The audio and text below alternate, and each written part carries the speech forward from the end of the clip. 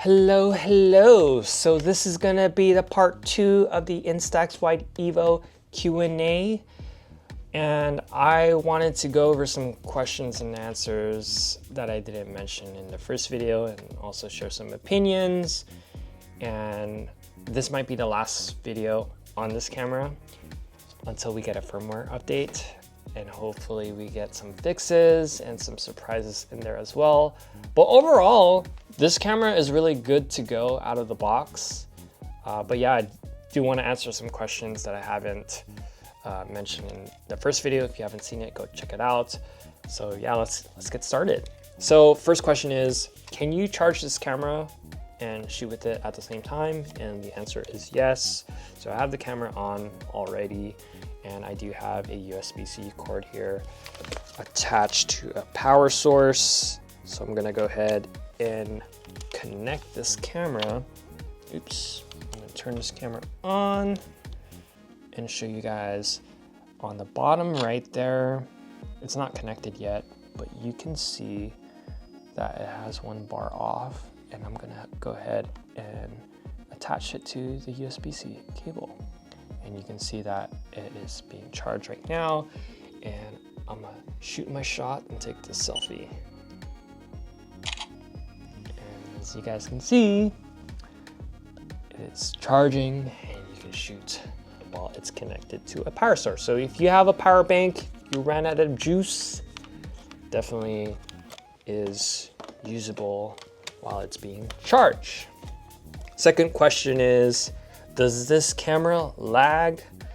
Yes, it does. And I do want to show you guys why it lags. And this is, some people have reported that, oh, it lags during it starts up, during when I turn it on. But for me, I haven't experienced that, but I have experienced this. So I'm going to show it to you guys. So let's flip the camera over here and set it down. So I have a digital camera sitting right here, and what I'll do is try to focus on this camera.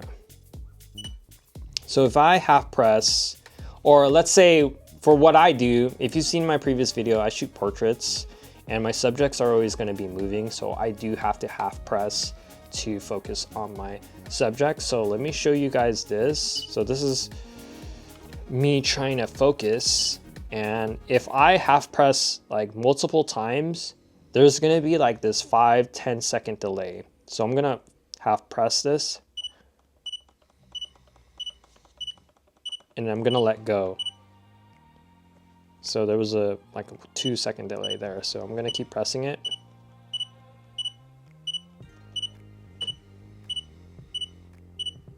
Let's see.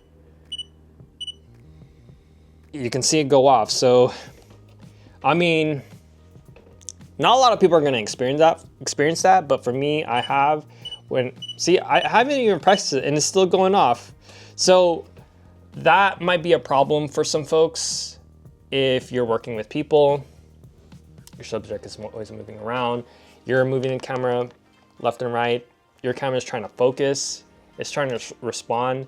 I'm so used to with my other cameras in autofocusing without really any issues, but for this camera, there's a delay. It might not work for some people, but you kind of have to take it for what it is. Try to understand your camera. It's not perfect, so try your best to be patient with it. All right, so third question is, how big are the file sizes? And I'm actually gonna screen record here to show you guys. So I have the original files here that I've shot. So if you've seen my first video, I did a portrait shoot, shot over 100 photos.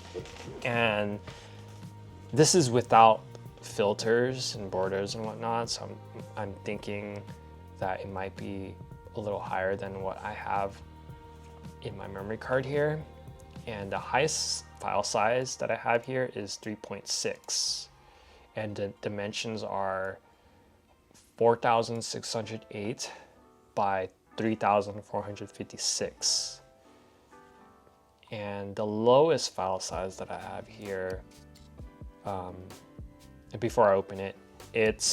So this first photo is shot with the wide angle. And then for the crop, the lowest file size that I got here is 987, and the dimensions are 2560 by 1920. And if I open these other files, so I could see that the 1 megabyte is like the common size for the crop. And then for the, and there's some files at 1.1, and then for the wide angle, lowest would be 3.2. So if I open this, you can see the dimensions is the same as the first file that I opened.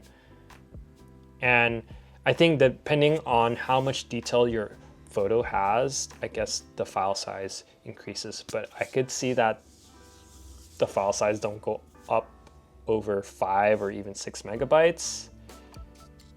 Like, this is more than enough to fit in a memory card. So if you throw it in on 128, you can shoot so much with this camera.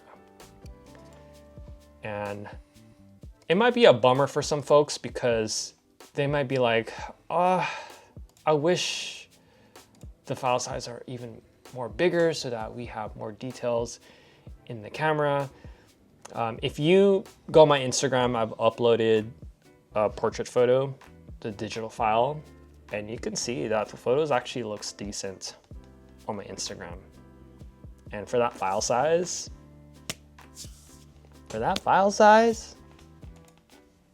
it's pretty decent. And moving on, let's see. Moving on. All right, so moving on, the next question is the Instax Wide Evo expensive? I'll let you guys debate that in the comments below. I think the price point is okay for a 2-in-1 camera, and actually looks decent too. It doesn't look chunky and crazy or anything. I think for a 2-in-1 camera, it's priced decently. And if you're looking for a cheaper alternative, like everyone is saying, is to just get the Instax Wide printer. Retail, it goes for, is it 150 or 199? And then let me check it, let me look it up. Instax Wide printer. So the Instax Wide printer is 150. Imagine the price of this printer in the used marketplace. You could probably get a deal for $100, and you can use your phone that you already have and take pictures with that. And you might want to get one of these if you want. If you want to mimic the digital aesthetics, get this. Your parents probably have it. You probably have it. You can find it at a garage sale, a yard sale, at a Goodwill, at a thrift store for less than 50 bucks.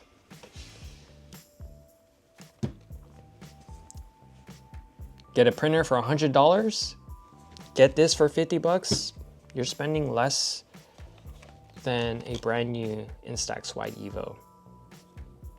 So there you go. Like, yes, people are gonna say, it is an expensive digital camera. It's an expensive digital camera, and it only gives you file sizes that low, and it only does that much. yeah, people are gonna complain. People are gonna complain, and I want to say at the end of the day, y'all. At the end of the day,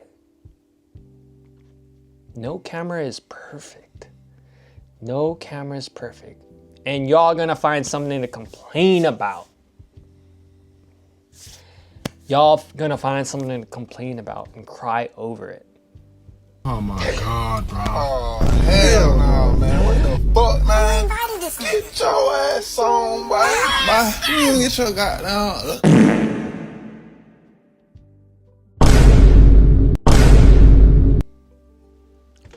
All right, so next question. What would make this camera a little bit better?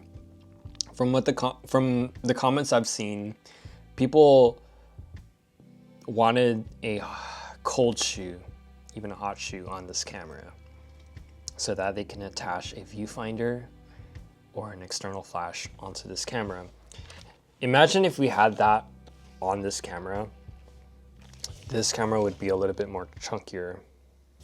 See, there's no space up here. If they added that small piece, this camera would be slightly chunkier. And there was probably a design concept regarding that, but they decided not to have one on here. You know, these cameras are not designed for professionals, right?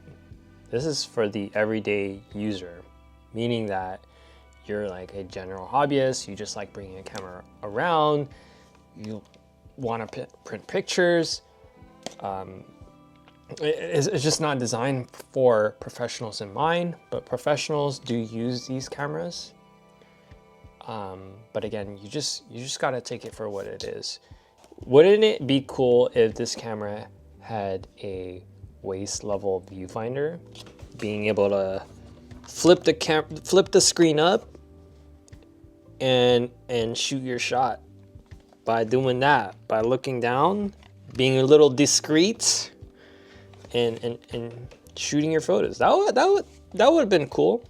Again, take this camera for what it is. Be grateful that Fujifilm released this beautiful camera. Mwah! All right, so let's see. All right, last question. Will you be using this camera in the long term? I think I've said that I'll be using it in the long term, but I think after testing out this camera and getting the results out of it and not being so happy with the blown out highlights, I am reconsidering my thoughts over this camera until maybe if there is a firmware update to fix some things that I've mentioned.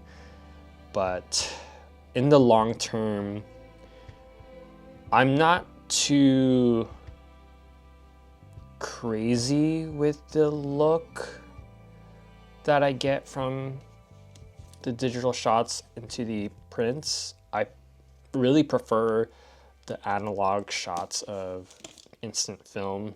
The quality is just something that I really like more than the digital shots. And that's just my opinion. It might change over time, but right now I'm really reconsidering that, and I might keep my Instax Wide 400 and still continue shooting my analog instant film. So that's just my thing. I just like the analog look over the digital. I mean, some of these photos do look great, you know, like I'm not too heavy on like, oh, it doesn't look good.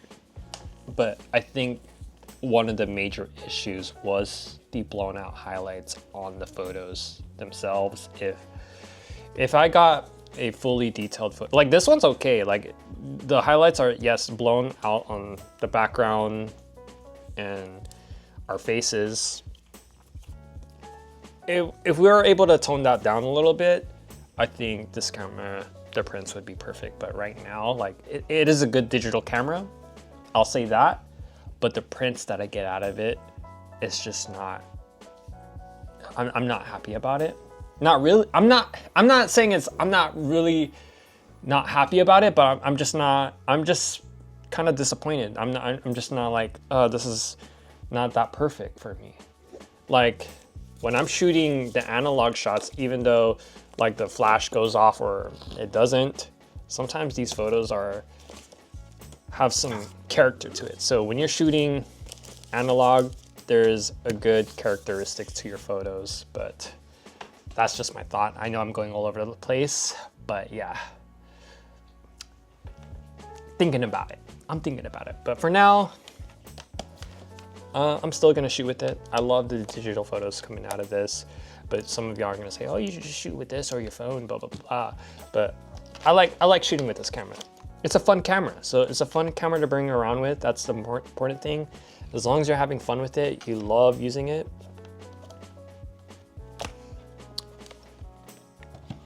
there's nothing really to be complaining about, as long as it's fun. But again, going back to what I was saying, photos a little too blown out when it's printed. Hoping there's a fix to that, and that's that. So that's gonna be the end of the Q&A and my thoughts about the Instax Wide Evo. We'll see if there's an update. I'll upload some shorts here and there, but I'll see you guys again when we get a bigger update for this camera. But again, in the beginning of the video, I said this camera is perfect out of the box, and it is, but hopefully we get these small fixes and change my mind about it. All right, guys. Appreciate you guys for watching this video. If you have any questions, if you want to check out me in action shooting portraits, and there goes my dog coughing. But yeah, let's cut this video, and I'll see you guys in the next one. Peace.